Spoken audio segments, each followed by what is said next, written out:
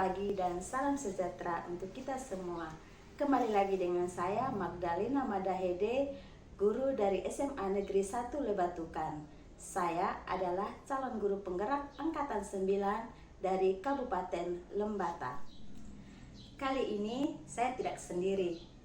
Saya ditemani oleh Ibu Hermin. Halo.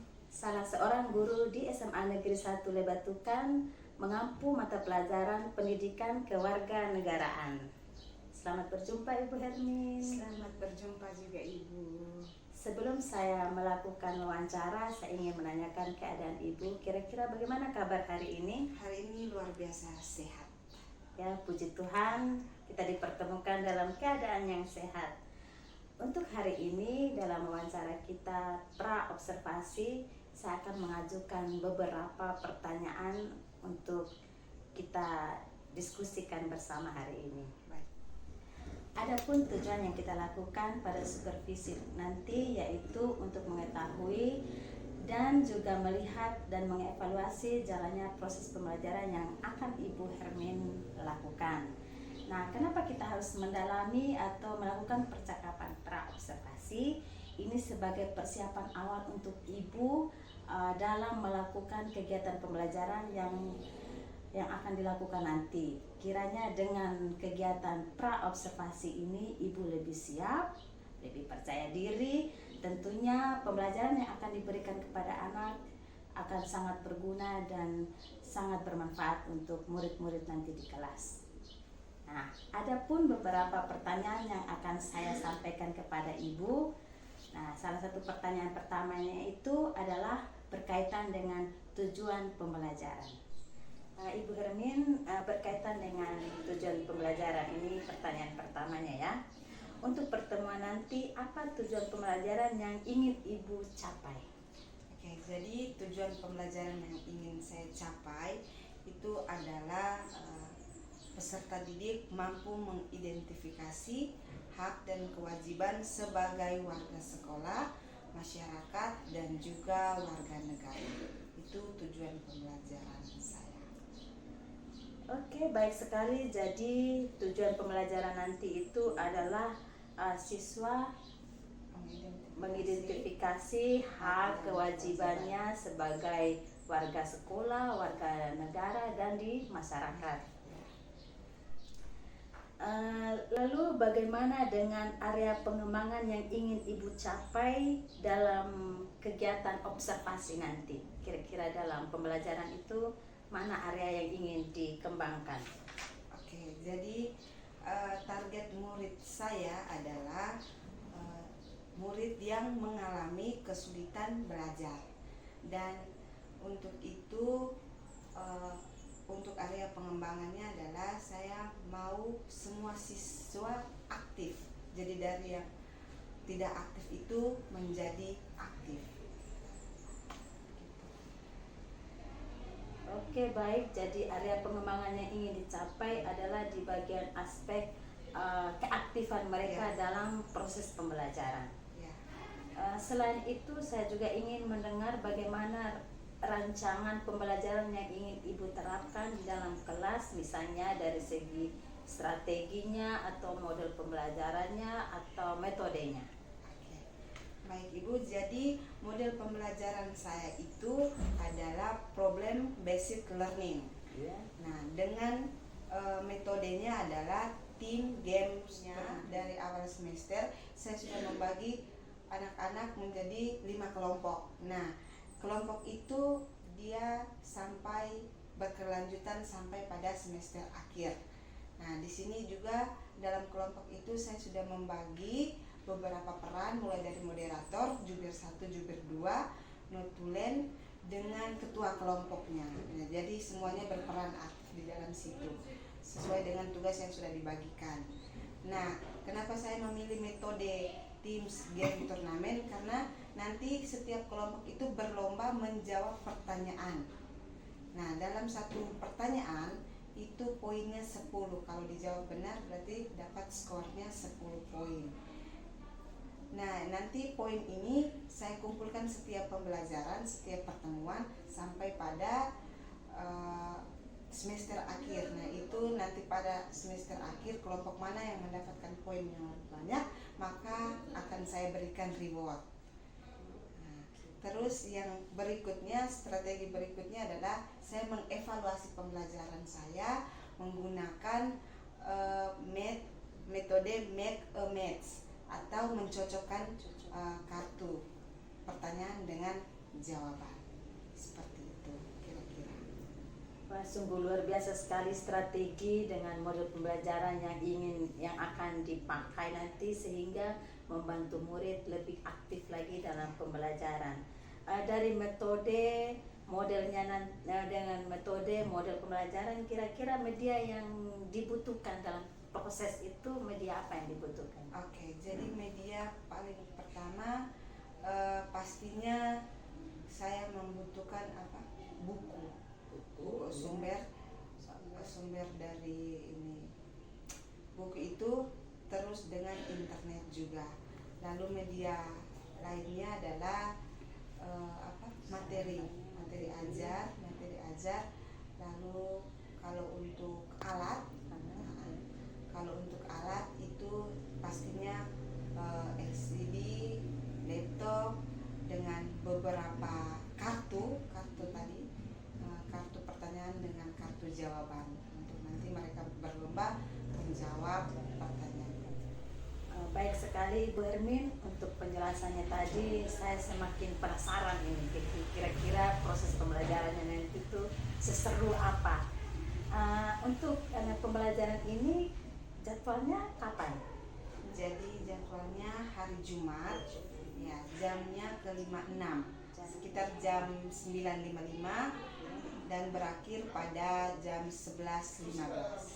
Oke, jadi nanti pas kegiatan nanti saya akan ikut, saya akan melihat, mensupervisi di mana semua proses pembelajaran yang berlaku itu.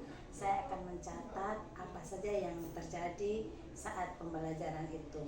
Dan setelah itu nanti kita juga akan kembali lagi, bertemu lagi untuk melakukan proses pasca observasi. Nah, dari hasil percakapan hari ini kira-kira ada sesuatu pembelajaran atau sesuatu yang ingin disampaikan atau bagaimana? Oke, baik. Jadi yang ingin saya sampaikan di sini adalah saya senang sekali menjadi salah satu guru yang mau diobservasi. Ini sebagai pembelajaran tersendiri untuk saya. Jadi ke depan misalnya nanti pada saat saya sudah mulai observasi, sudah mulai melakukan pembelajaran di dalam kelas, ada kekurangan, setidaknya ada yang memberitahu saya bahwa pembelajaran saya ini masih banyak yang kurang. Untuk itu sebagai bahan refleksi saya untuk memperbaiki ke depannya, mungkin saya bisa memperbaiki kekurangan-kekurangan itu. Luar biasa ya. Terus dari percakapan kita hari ini kira-kira bagaimana perasaannya? Semakin siap, semakin percaya diri, atau seperti apa setelah kita bercakap-cakap ini? Iya, kalau saya sendiri pasti saya tidak sabaran untuk tidak sabar untuk melakukan observasi dengan Ibu, karena ini akan menarik sekali bisa melihat siswa yang tidak aktif itu menjadi aktif. Jadi saya akan membuktikan kepada Ibu bahwa apa yang area pengembangan yang saya ingin capai bisa tercapai pada saat nanti kita melakukan proses pembelajaran. Ya, terima kasih. Saya juga sangat bergembira untuk perjumpaan kita hari ini. Demikian percakapan kami hari ini, dan saya sampaikan terima kasih banyak-banyak atas perjumpaan kita. Kiranya semua ini membawa semangat yang baru dalam proses pembelajaran, apalagi tugas kita sebagai guru. Kita akan berjumpa dalam observasi dan pasca observasi di kegiatan berikutnya. Selamat pagi, student. Alhamdulillah.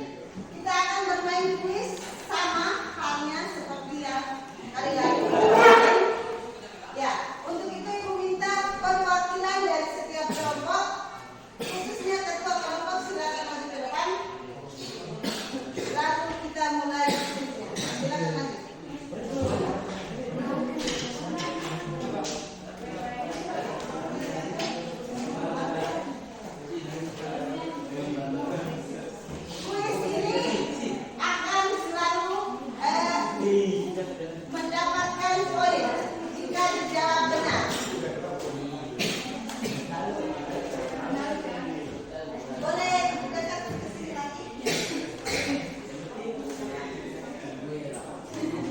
Mari kita mulai. Silakan memilih nomornya kelompok 1. Silakan. Nomor 1 ya. Selamat ditekan.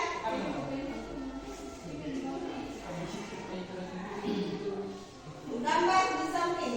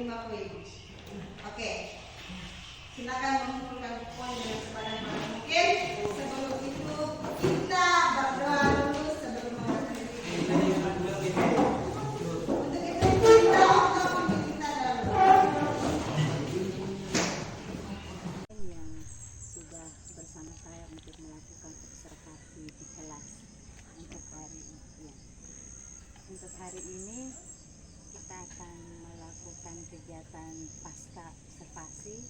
Kalau yang 2 minggu lalu kita sudah melakukan pra observasi dan observasi.